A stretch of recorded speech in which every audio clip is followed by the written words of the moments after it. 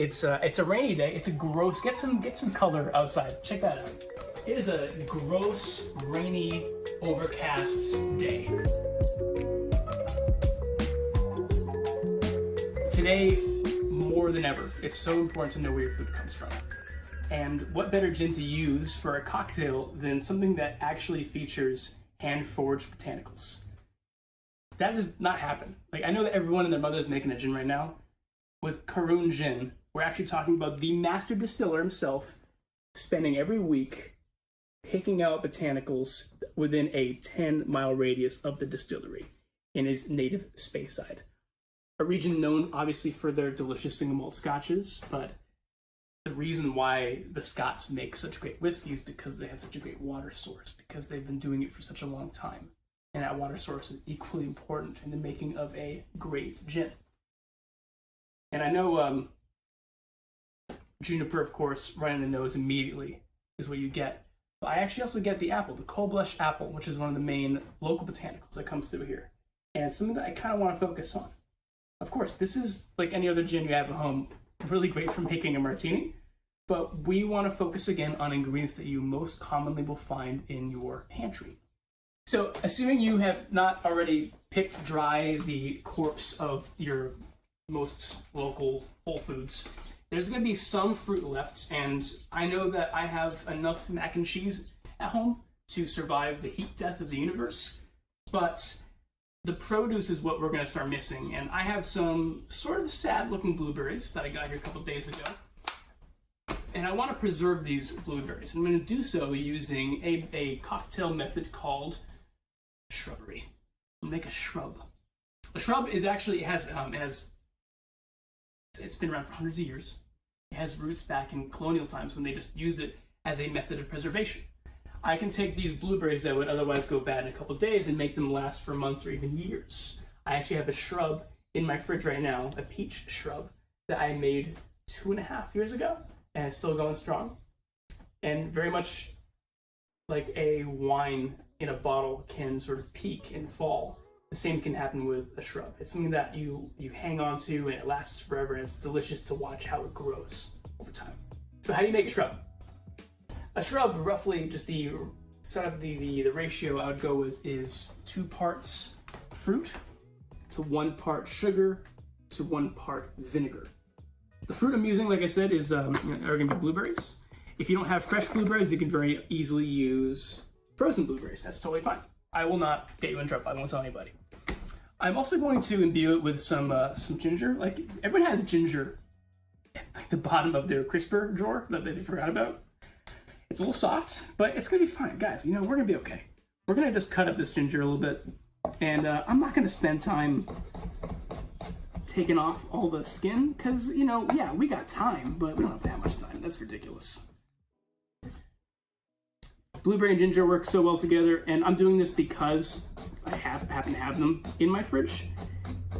If you don't have blueberries, but you have like frozen mangoes, because you're, you know, way cooler than I am, you could pair that with chili pepper. Like, if you have some jalapenos in the fridge, you can mix that with there.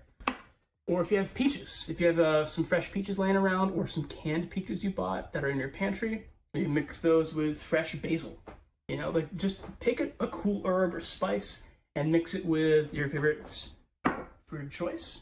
Again, like I said, I'm using this because I have it, and nothing should go to waste, especially these days when we're trying to be super careful. As I said, we have to plan out our ratios here, and I'm going to measure out about, these have already been cleaned and washed. Cleaned and washed. Don't you use soap for your fruit? I got 200-ish grams here. We're living in the world of ish, and I have 1 cup of just straight up Domino sugar, just white ass sugar. Just put that right in there, and we are going to just sort of muddle this, mix it all up.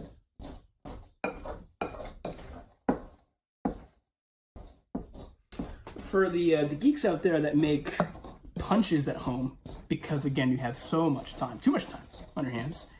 This is not too dissimilar from a process called, making an oleosaccharum. Oleosaccharum flatten for oil and sugar.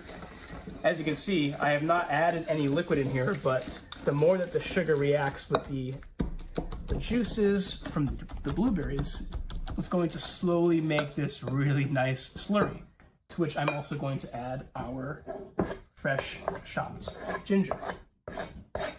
If you really want to make this recipe and you don't have ginger root that you forgot about for a few weeks, again, I just have minced sugar that lasts and is shelf stable for 2 years, and I've been using this for stir fries and whatnot. That's totally great as well.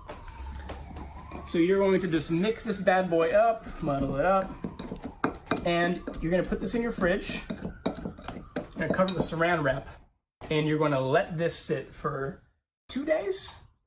I know that it's a long time to make a cocktail. You're not making this cocktail because you're thirsty today. You're making this cocktail because you're going to be thirsty in 2 days. You're going to put this in the fridge, and you're going to wait, and once it comes to temperature, you're going to add some vinegar to it, and after 2 days, it's going to look a little something like this. Oh yeah. For those of you freaking out about using vinegar in a cocktail, remember, we're just talking about different kinds of acid. If you're using lime juice in a cocktail, you're using citric acid. If you're using vinegar, you're using acetic acid. And just like you wouldn't necessarily drink a whole shot of vinegar, you also wouldn't drink a whole shot of lime juice, I hope. You'd balance it with some sweetness and some proof. That's really, anyone that drinks a proper rum daiquiri just wants to have as much lime in their diet as possible. We have balanced this lovely vinegar with some nice fruit, with some nice spice from the ginger, and obviously with the sugar. We are going to strain the solids from the liquids. I have some cheesecloth here sitting in a sieve. If you don't have cheesecloth, the sieve itself will be great. That's going to go into a bowl. I will say that this mixture, you're basically like pickling some fruits and vegetables, right? This mixture will last longer in your fridge if there are fewer particulates therein. The better job you do of filtering it, the longer it will last. So I'm just going to pour all this. Remember, this is the vinegar added as well, by the way. This is the vinegar, the sugar, the berries, all in there. And we're just going to squeeze it out. That is deeply unsettling. Oh yeah. Again, if you don't have cheesecloth, then you should be ashamed of yourself. But it doesn't mean you can't make this drink. It's so easy to make just with a sieve or with a tea strainer. It might take a little bit longer, and it might not be quite as cathartic as straining this whole thing out and getting every drop possible. So we're talking about Shrubs earlier and how they were very popular back in the day. They were basically the original soda. And that's why we're actually going to make a long drink with this. A long drink referring to a cocktail in a long drink or a Collins glass.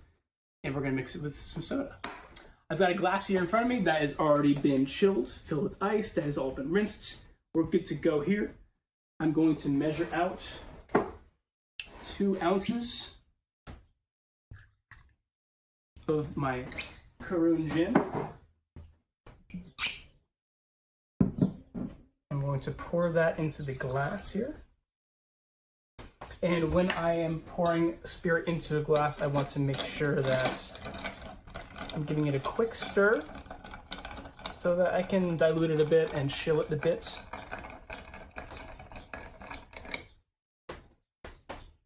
I'm going to measure out 1 ounce of my shrub. And we're going to pour our soda water on top. Give a quick stir to incorporate.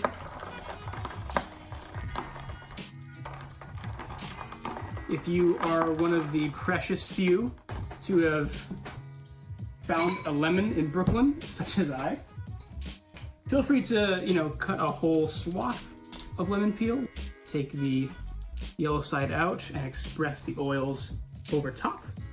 If you do not have a lemon, you can also use some bitters I have lemon bitters here. I have lemongrass bitters, things that you can easily find in any of your local liquor stores that are still delivering. I'm gonna actually throw a little bit of lemongrass in here. I think that might go really well with the ginger inside the shrub. I can think of no better way to enjoy a delicious cocktail when you have maybe limited opportunities to buy produce at the store these days. This is going to give you the acidic texture and flavor that you want. That if you can't get lemons and limes anymore, and it's also going to invigorate your very soul. And keep in mind also, this shrub, I just pulled this out of the fridge 2 days ago. If you then put this in the fridge, put it in a smaller bottle. I'm probably gonna throw it into one of these guys. Put it in the fridge, label the date, and it will be, I promise you, you will make it a time capsule. This will be something that you can go back to months from now or even a year from now and still use in your cocktails, and it will mellow over time. It really does. Shrubs in general, they soften. The vinegar flavor will become less astringent, and it will be more about the fruit that surround it. So I think this is a drink that is delicious now and will be even better with more time. What's the name of this cocktail? What are we going to call this thing? The bitter end. It's not that bitter. I know. It's not the end. I know. You're so dark. I'm not dark. We're going to be fine. We're probably going to be fine. Well, I haven't tried it yet, so I can't. Okay, all right. I can't come up with a name Oh my god, cameraman. until I've tried it. Cameraman.